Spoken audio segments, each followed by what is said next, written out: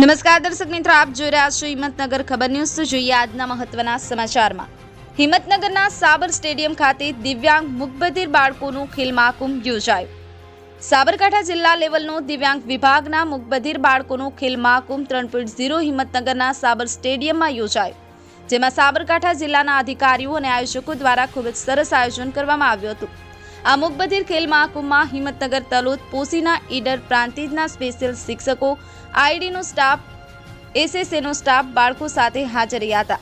આયોજનના મંત્રી અને ક્વીનર સુનિલભાઈ પટેલ, ઉપપ્રમુખ વણકર વિનોદભાઈ, મેનેજર કમ કોચ નિર્ણાયક શ્રી રાઠોડ કમલેશ કુમાર હિરાલાલ અને તલોદ શાળાના આચાર્ય હરપાલસિંહ ઝાલા, એનએબીના અનિતાબેન, સ્પેશિયલ શિક્ષક શ્રી બાબુભાઈ અને સમગ્ર મૂકબધિર મંડળના સાબરકાંઠાના અતાક પ્રયત્નોથી મૂકબધિરના 100 મીટર અને 200 મીટર દોડમાં 16 વર્ષથી નીચે ભાઈઓ અને બહેનો, 16 વર્ષથી ઉપરના ભાઈઓ અને બહેનોએ ભાગ લીધો હતો।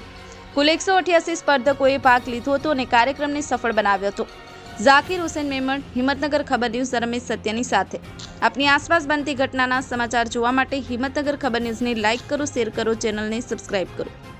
અહીંયા સાબરકાંઠા જિલ્લાના દિવ્યાંગોનો સ્પેશિયલ ખેલ મહાકુંભ છે, જે મૂકબધિર બાળકો માટે આયોજિત કરવામાં આવ્યો છે।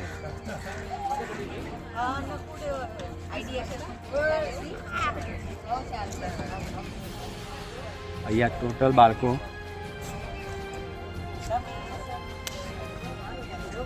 188 ભાઈઓ બહેનો પ્લસ 45 વર્ષ ઉપરના 100 મીટર દોડ, 200 મીટર દોડ બધા ઇન્વોલ્વ છે। અને આમાં આજે પહેલો, બીજો, ત્રીજો નંબર જે હશે એમને ઇનામ આપી અને પ્રોત્સાહિત કરવામાં આવશે। આ દિવ્યાંગ વ્યક્તિઓનો ઉત્કર્ષ વિકાસ થાય એ માટે બધાને બેસ્ટ ઓફ લક।